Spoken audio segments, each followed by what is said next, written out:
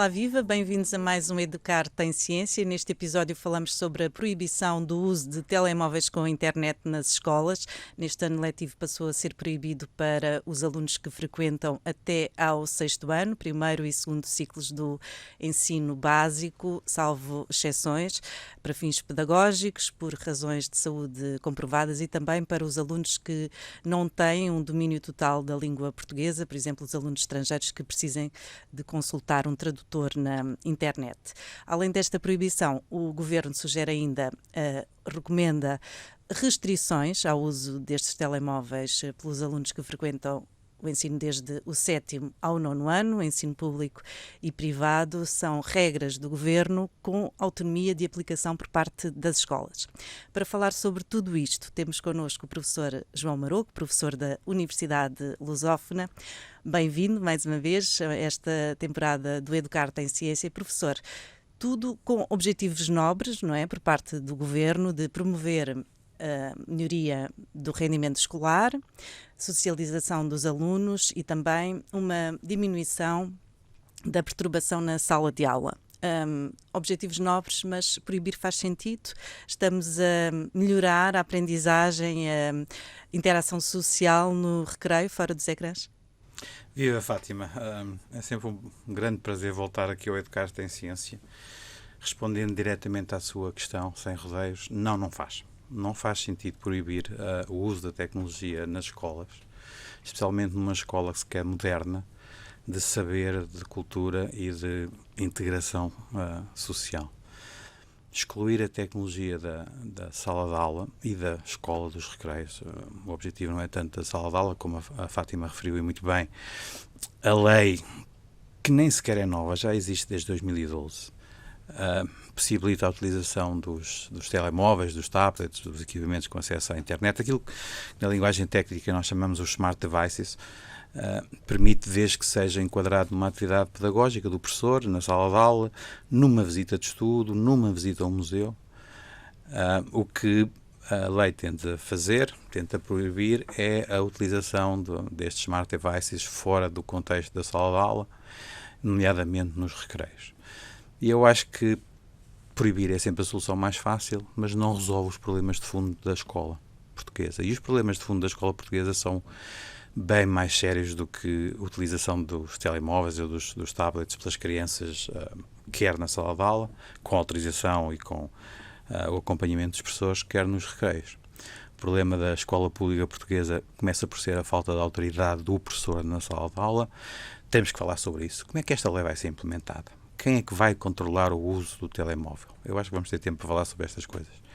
O problema da escola pública, para além dessa desautorização do professor, não só da autoridade, digamos, civil, mas também pedagógica, são estes currículos e estas mudanças curriculares avulso, baseadas num populismo que é facilitista, numa falta de avaliação séria, com validade e fiabilidade que indique aos professores e aos próprios alunos e aos próprios pais quais são os níveis de conhecimento que os alunos estão a obter e o que é que os professores têm que fazer para melhorar as aprendizagens dos alunos.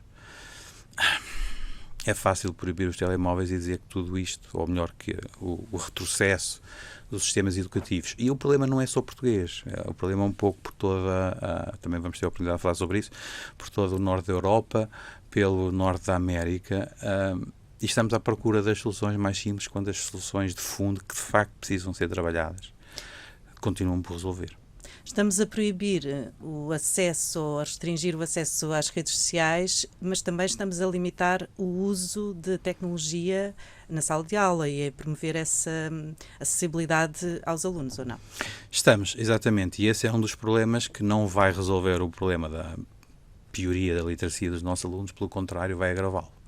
Nós temos evidências, este programa chama-se Educar Tem Ciência, nós temos evidências científicas, por exemplo, do PISA, do último PISA 2022, que diz que a utilização dos smartphones, ou melhor, dos smart devices, dos tablets, dos computadores, na sala de aula, até 1 hora por dia, melhora substancialmente o desempenho dos alunos a matemática, mas quando passamos de mais que 1 hora para até 7 horas, há uma pioria bastante significativa, de 41 pontos. Os alunos que reportaram que utilizam os smart devices para atividades de aprendizagem na sala de aula até 1 hora, 2 horas, têm em média mais 41 pontos na escala do PISA do que os alunos que dizem que utilizam 6 a 7 horas. Eu não consigo imaginar, enquanto professor, também sou professor, como é que um aluno consegue utilizar durante 6 a 7 horas o smartphone em atividades letivas. Não consigo. Aliás, não creio que seja possível. Mas a verdade é que há uma diferença de 41 pontos. E para as pessoas que nos estão a ouvir e a ver, se calhar 41 pontos não nos diz muito. A escala do PISA varia entre 0 e 1000 pontos. Mas 41 pontos é quase 1 ano e meio de escolaridade. Ou seja, as crianças de 15 anos que dizem que utilizam os telemóveis durante 6 a 7 horas por dia em atividades de aprendizagem, não estou a falar em atividades de lazer, têm em média quase 1 ano e meio de escolaridade abaixo das crianças que utilizam a tecnologia de forma regulada, de forma controlada e de forma orientada. E o que é que já se sabe sobre o uso de telemóveis ou a exposição de telemóveis, a exposição a ecrãs por parte das crianças? Que efeitos é que tem? Que evidências científicas é que há? Temos muitos e bons estudos, contrariamente ao que acontece com muitos estudos da área da educação. Temos muitos e bons estudos da área das neurociências, por exemplo, aquilo que nós, em investigação, chamamos de estudos randomizados controlados, em inglês soa melhor, é Randomized Control Trials, que é basicamente o quê? Que basicamente os cientistas criam 2 grupos, neste caso seriam 2 grupos de crianças, um grupo, e as crianças são distribuídas pelos grupos aleatoriamente, é por isso que se chama randomizado. Um dos grupos, por exemplo, utiliza os ecrãs digitais para ler e o outro grupo utiliza um livro em papel. E o que os cientistas têm encontrado, nomeadamente 2 senhores norte-americanos, Horowitz, Krauss e Hutton, que publicaram um artigo em 2018 na Ata Pediátrica, é que as crianças que utilizam o suporte físico, o papel para ler, desenvolvem um maior número de conexões sinápticas do que as crianças que utilizam os smart devices para ler. Conexões sinápticas são aquelas zonas do cérebro, das células cerebrais, dos neurónios, em que os neurónios comunicam uns com os outros. Portanto, há uma transmissão num sinal eletroquímico e, portanto, é assim que a informação no cérebro é de alguma forma processada e transmitida a outras células. Começam por ser do cérebro, mas depois passam para todas as células do corpo humano. Bom, e estes estudos das neurociências com ressonâncias magnéticas, o que observaram foi que, de facto, quando uma criança está a ler em papel, de forma contínua, de forma linear, o número de conexões sinápticas ativas, ou seja, a comunicação entre os neurónios, é muito maior do que quando as crianças estão a ler em suporte digital. Para além destas conexões sinápticas no córtex frontal, também há estudos que demonstram que o uso excessivo dos ecrãs leva a uma redução do volume do hipocampo e leva a uma redução do volume da massa branca, que são as zonas do cérebro, por exemplo, que estão associadas à leitura e à linguagem. E, portanto, temos evidência, especialmente até aos primeiros 1000 dias de vida, os famosos 3 anos, em que, de facto, os cérebros das nossas crianças, dos nossos bebés, está em desenvolvimento incrível, em que há conexões, milhões de conexões sinápticas que são estabelecidas por dia. Temos evidências que até esses primeiros 1000 dias, o uso excessivo de ecrãs, volto a dizer, excessivo, limita o desenvolvimento cognitivo, limita o desenvolvimento neuronal dessas crianças. E, portanto, quando nós dizemos, bom, então é preciso impedir que as crianças tenham acesso a esses equipamentos, não é preciso impedir, é preciso regular o acesso que as crianças têm a esses equipamentos. Ou seja, quando, quanto e como.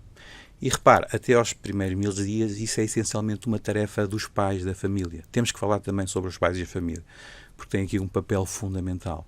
Não é possível, que eu saiba, na maior parte, nas escolas públicas não é de certeza, nas privadas talvez, não é possível ir a uma biblioteca escolar, contrariamente ao que se faz com um livro, e requisitar um smartphone para levar para casa, ou para levar para o recreio, ou para levar para a sala de aula para desenvolver atividades.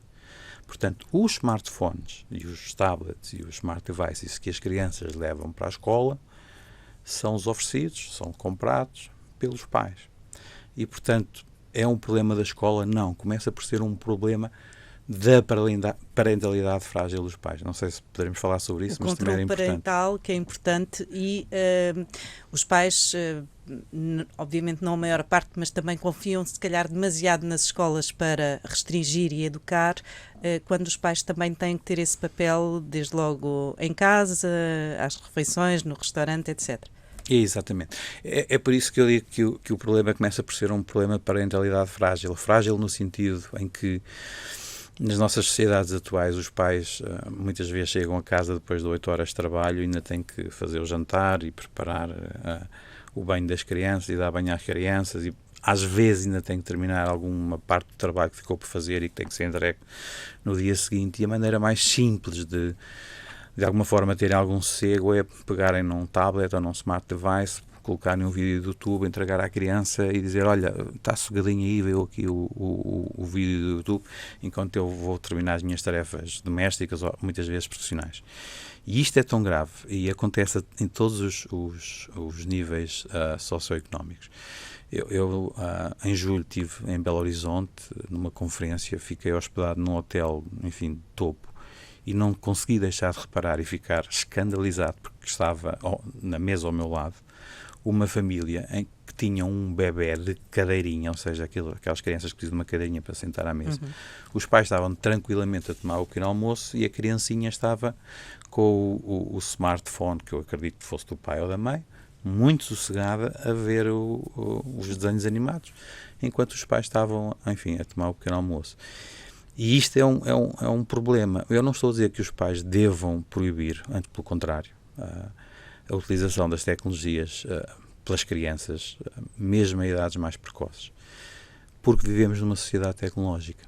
Nós não nos podemos dar ao luxo, enquanto sociedade ocidental e que queremos moderna, de reverter, enfim, uma expressão que eu acho que inventei, chamada amichização da sociedade. Quem está a ouvir e não sabe, a comunidade Amish é uma comunidade dos Estados Unidos que vive como se vivia no século XVII. Portanto, eles, por opção própria, não foi imposto por ninguém, resolveram não utilizar a tecnologia para a sua vida comunitária. E conseguem viver e certamente são muito felizes e andam todos de cavalo e de charrete, não têm tratores, vestem-se com as roupas que os seus antepassados se vestiam no final do século XVII. É possível ser feliz assim? É possível sermos cidadãos ativos, conscientes, plenos, intervenientes na sociedade, numa sociedade tecnológica onde banimos a tecnologia, onde dizemos há possíveis efeitos nefastos da tecnologia e, de facto, a ciência tem demonstrado em crianças que estão em desenvolvimento que há efeitos nefastos, mas é possível proibir essa tecnologia? Não é. E, portanto, o que nós temos que fazer, o que os pais têm que fazer é incentivar o uso da tecnologia, não para lazer simplesmente, mas para investigar, para aprender, para estudar. E se os pais fizerem isso, o problema dos smartphones deixa de ser um problema da escola. E promover aquele uso naquela hora que até deixam o filho usar o telemóvel ou o tablet para, em vez de estar nas redes sociais ou jogar um jogo de vídeo, talvez incentivar a descoberta de ferramentas que lhes podem ser úteis também na aprendizagem. Exatamente, e as possibilidades atuais com a tecnologia e com o software são absolutamente maravilhosas. O ChatGPT, o Grok, o Gemini, qualquer inteligência artificial corre perfeitamente num smartphone gama média. Não é preciso sequer os pais pensarem mas para isso eu tenho que comprar um smartphone ou um tablet topo de gama. Não. Eu posso mostrar o meu, custa 120 euros e corre perfeitamente qualquer uma das inteligências artificiais. E eu próprio faço isso na minha atividade profissional. Muitas vezes eu programo muito computadores e às vezes já não me lembro muito bem qual é o código e chego ao ChatGPT e digo, olha, escreve-me o código em R, que é uma linguagem de programação que eu utilizo, para fazer esta função. E ele faz aquilo perfeitamente. Devo dizer que... E nós fizemos um programa há uns meses atrás sobre a utilização da inteligência artificial aqui nesta série do Educar em Ciência. E a inteligência artificial tem evoluído de uma forma absolutamente surpreendente. Devo dizer que quando comecei a utilizar eram muitos os erros que as inteligências artificiais produziam. Neste momento, uma pessoa com o mínimo de conhecimento consegue utilizar de forma muito produtiva a inteligência artificial. Por exemplo, em casa, o pai que, enfim, tem o 9º ano de escolaridade e que tem um filho de 10º ano de escolaridade e o filho tem um problema de resolução de matemática que o pai já não consegue, o pai ou a mãe, já não consegue ajudar. Se perguntar ao ChatGPT ou outra inteligência artificial para explicar passo a passo, ele vai explicar passo a passo. E depois, atenção, precisamos da validação de alguém que tenha conhecimento técnico, e esse alguém vai ser o professor na sala de aula, que diga assim, senhora, entendestes, não sei como é que fizeste, e depois o aluno pode dizer, perguntei ao ChatGPT, que é a resposta que eles agora sempre dão. Mas essa resposta está correta. Não é porque é o ChatGPT, ou o Gemini, ou o Grok. Eu não queria estar a falar de marcas, mas pronto, são os mais conhecidos. Dar uma resposta que essa resposta está automaticamente certa. Ou seja, os pais e também os professores, mas acho que os pais, mais que os professores, têm que ter consciência que a inteligência artificial também erra. Aliás, aparece sempre lá um disclaimer a dizer, atenção, que isto é uma resposta de inteligência artificial, certifique sempre as fontes, verifique sempre as fontes. Uma informação precisa de ser verificada. Precisa. E os pais podem incentivar o uso da tecnologia dessa maneira. Eu sei que podem pôr o tablet a passar a Patrulha Pata, que é agora uns desenhos animados que as crianças gostam muito de ver. Por acaso, que tem uma mensagem muito pedagógica, de respeito pela sociedade e pelas forças policiais e etc. Mas depois há outros desenhos animados que não têm uma mensagem assim tão pedagógica. Eu estou a dizer isto porque eu tenho um sobrinho que tem agora 1 ano e meio. E eu, de vez em quando, discuto com a minha cunhada que a PETA, que é um porquinho, não é um bom exemplo de desenhos animados para uma criança de 1 ano e meio ver. E, portanto, dizer o quê? Dizer que os pais podem, obviamente, deixar que as crianças utilizem estes smart devices para algum entretenimento, mas a grande vantagem do investimento parental num smart device, num smartphone, num tablet, é dar à criança uma ferramenta que a ajuda a aprender, que ajuda a socializar. Esta medida do governo, que não é nova, ela já existe desde 2012, mas de repente parece que foi a última bolacha do pacote que inventaram, de facto procura que as crianças socializem mais fisicamente e menos virtualmente. Mas também há muitas vantagens de utilizar redes sociais. Olha, quanto mais não seja, para perceber quais são os perigos das redes sociais e como é que se podem utilizar de forma produtiva e útil e que promova o desenvolvimento social e das habilidades sociais das crianças, ou não. Mais uma vez, aí sim, aí talvez os professores na sala de aula, porque muitos pais provavelmente já não têm essas competências, os professores na sala de aula podem promover o uso saudável da tecnologia. Que desafios é que são agora colocados às escolas com esta proibição nos alunos que vão até aos 12 anos, mas há uns que são maiores, outros são mais pequenos, depois estão misturados com outros em que não é proibido, mas é recomendado, que são os alunos do 7º ou 9º ano. Há pessoal suficiente nas escolas para fiscalizar o uso de telemóveis, por exemplo? Eu acho que a missão é praticamente impossível. E é praticamente impossível porquê? Porque as escolas não têm esse tipo de recursos. Eu sei que já existem algumas experiências pilotos em escolas privadas, em escolas públicas, mas a maior parte das escolas não tem esse tipo de recursos. Por exemplo, o que é proibido é a utilização, não é a posse. Se a criança levar o smartphone desligado no fundo da mochila, há algum problema? E se há, quem é que vai verificar se a criança tem o telemóvel ou não? Vamos pedir aos auxiliares, aos professores para revistarem as mochilas das crianças? Há uma solução muito simples, é colocar um detector de metais à entrada de cada escola. Mas as escolas têm recursos para esse tipo de investimento? E será que não têm outras áreas onde esse investimento seria mais útil e mais prioritário? E depois, as escolas têm cacifes onde, por exemplo, as crianças possam guardar os telemóveis. Algumas escolas privadas, alguns colégios privados, sim. Algumas escolas públicas, sim. Mas escolas EB23, que é para essas que a proibição essencialmente foi criada, essas escolas têm cacifes. As crianças sabem gerir o cacifo, sabem um código. Quem é que responsabiliza, por exemplo, pelo furto de um telemóvel que esteja guardado num cacifo e que um colega do lado tenha percebido qual é o código de acesso ao cacifo? Ou que tenha simplesmente, naqueles que têm um cadeadinho muito simples, tenha simplesmente quebrado o cadeado. A responsabilidade é de quem? É da escola, é do diretor da escola, é do auxiliar, é dos professores. Como é que as escolas vão gerir este conflito com os pais? E é pensar nessas dificuldades que também há aquela nota do Ministério da Educação que são regras para cumprir, mas com a autonomia das escolas? E isso não faz sentido nenhum, porque será possível se de facto existirem instruções claras e recursos claros como é que deve ser feito. Porque se fica ao critério da autonomia da escola e dos recursos que a escola tem, e a escola obviamente conhece os seus recursos melhores que o Ministério, vai ser uma confusão, porque volto a dizer, muito bem, é a autonomia das escolas, mas qual é a solução que as escolas vão adotar? Uma caixa de sapatos em cima da mesa da professora, onde a criança, quando chega no início da aula, deixa o telemóvel e depois, quando vai embora, leva o telemóvel. Mas o problema não é, ou melhor, o problema também é, mas essa lei já existia.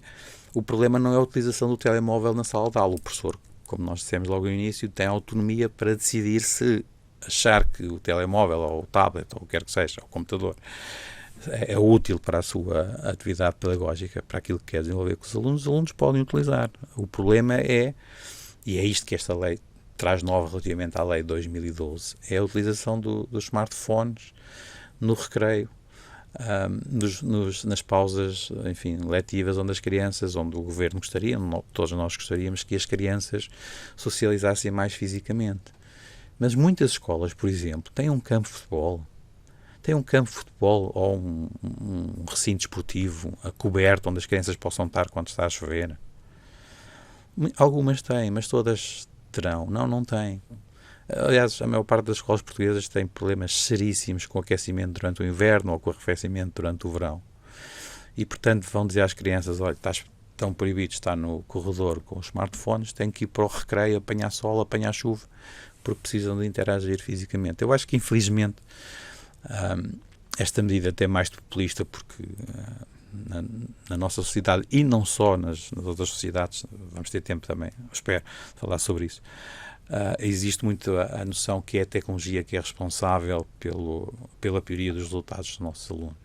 Há inclusive uma teoria que fala do efeito felino reverso, que diz basicamente o seguinte: até ao final da década de 90 do século passado, o coeficiente de inteligência dos humanos tem vindo a aumentar, desde a década de 40, quando esses testes de inteligência foram criados, e mais ou menos a partir do início da década de 90 do século passado, o coeficiente de inteligência, como medido por esses testes, tem vindo a diminuir. Na altura chamou-se efeito Google, porque agora toda a informação está à distância de um clique e de uma pesquisa e, portanto, já ninguém tem que saber nada. Não é verdade, tem que haver alguém que certifique, que valide a informação que se obtém do Google, porque o problema das redes sociais, e as crianças também têm que ser ensinadas a utilizar e a desenvolver o seu sentimento crítico e o seu pensamento crítico, é que tem muita informação errada. Repare, se nós proibimos as crianças de utilizar as redes sociais, como é que elas vão aprender, se não as podem utilizar, como é que elas vão aprender a distinguir aquilo que são notícias reais, que são dados reais, daquilo que é ficção, daquilo que são as chamadas fake news? Que exemplos é que podemos retirar de outras sociedades do estrangeiro e também a nível nacional? Sim, há vários. Olhando, por exemplo, para os países mais próximos, França e Espanha, por exemplo, a comunidade de Castilha-La Mancha proibiu os telemóveis até o 9º ano de escolaridade e observaram, mais uma vez, com resultados PISA, que a literacia de matemática e ciências aumentava 0,6 a 0,8 anos letivos, nem sequer era um ano letivo, mas que a ciências esse aumento era quase um ano letivo. E, portanto, o que se discute, e há vários psicólogos cognitivos, há um senhor, o Daniel Wellington, norte-americano, que tem escrito muito sobre isto, tem escrito livros, inclusive. O que se discute é se é o tal efeito nefasto de limitação do desenvolvimento neuronal das crianças. E isto já não acontece muito com crianças de 14, 15 anos, que é o escalão etário que o PISA avalia. Acontece mais nos tais primeiros 1000 dias que eu falava no início. Se isso é de facto um problema de alguma inibição do desenvolvimento neuronal e desenvolvimento cognitivo das crianças, ou se resulta simplesmente do chamado efeito de distração. Que é, eu até posso não ter um smartphone na minha secretária, mas se o meu colega da secretária ao lado tiver um smartphone e tiver a fazer alguma coisa que seja interessante, eu vou distrair-me. E esse efeito de distração, segundo o Daniel Wellington, é aquilo que explica os piores resultados nas escolas que utilizam a tecnologia. Os Estados Unidos também, metade dos estados já regularam, já tentaram proibir o uso dos smartphones com base nestas evidências, que o Daniel diz que são evidências correlacionais, ou seja, que não conseguimos defender um efeito causal, que a utilização de telemóveis leva à pioria dos resultados, conseguimos observar é que a utilização excessiva dos telemóveis e dos tablets geralmente está associada a piores resultados escolares. Mas isso é por causa da utilização do telemóvel ou são outras variáveis que estão associadas à utilização do telemóvel, nomeadamente a distração? E, portanto, em Espanha temos este resultado muito interessante que diz, bom, há um efeito, mas o efeito é residual. Em França temos resultados também que dizem que o bullying diminuiu. Mas eu gosto de falar dos casos portugueses. E em Portugal o que é que nós temos? Em Portugal temos um excelente estudo de caso, assim que nós chamamos em ciência estudos mais pequenos, que é a região autónoma da Madeira. A região autónoma da Madeira começou em 2009 um programa de digitalização do ensino. Manuais digitais, infraestrutura e parque informático para as escolas, internet de alto débito, formação de professores, é a palavra-chave aqui, formação de professores. Aí o professor Francisco da Ponte fez o relatório sobre a eficácia ou a falta de eficácia desse projeto da região autónoma da Madeira e chegou à conclusão que a adoção foi quase generalizada, 84% das crianças passou a utilizar os manuais digitais e que isso, por exemplo, reduziu em 30% os problemas de indisciplina na sala de aula. Que é uma das coisas que se diz, o problema dos telemóveis é que depois o professor está na sala de aula, não consegue controlar toda a gente a trabalhar no telemóvel ou a brincar com o telemóvel ou a fazer posts no telemóvel ou a fazer vídeos, em vez de estar a prestar atenção à aula. Bom, o professor Pontes demonstrou que na Madeira aconteceu exatamente o contrário. Também temos exemplos maus em Portugal. Temos o exemplo de Magalhães. Foram investidos 283 milhões de euros, se a memória não me falha. Foram distribuídos 500 computadores. Enfim, chamar aquilo de computador é quase um insulto a um computador. Mas sim, foram distribuídos 500 débitos digitais às crianças. E o efeito prático na melhoria das aprendizagens não se conseguiu demonstrar. E não se conseguiu demonstrar porquê? O meu filho mais novo, na altura, enfim, foi abrangido por esse programa e apesar de eu ter muitos computadores em casa, também tive que comprar um Magalhães para ele, enfim, estar integrado na turma e trabalhar com os seus colegas. E ele próprio, no segundo dia, dizia, pai, não vale a pena levar o Magalhães para a escola, porque a professora diz que está bem, está aí, vão à internet, façam umas coisas, mas e depois guardem, está bem, porque agora vamos ler o texto do livro ou vamos fazer as contas da aritmética. E o que é que falhou no Magalhães? Claramente a falta de formação aos professores, claramente a demonstração aos professores que o uso da tecnologia na sala de aula, mesmo em crianças de primeiro ciclo, pode ser potenciador das aprendizagens. A região autónoma da Madeira, não sei onde é que foi buscar a ideia, mas acho que aprendeu com os erros do Magalhães. Portanto, começou por equipar as escolas com as infraestruturas necessárias, portanto, com máquinas capazes, não só com computadores de brincar, que não têm memória, que não têm processador, que não têm sistema operativo, que não têm software. Começou por equipar as escolas com uma das coisas que as nossas escolas queixaram muito durante o lockdown da pandemia, que foi banda larga em todas as escolas. E, obviamente, dar formação aos professores e ensinar os professores a utilizar a tecnologia de forma produtiva na sala de aulas. E quando as coisas são feitas desta maneira, o que a Madeira consegue demonstrar não é só Portugal, é o mundo inteiro. Porque, como eu estava a dizer, isto não é não é só um problema português, isto discute-se em todo o lado.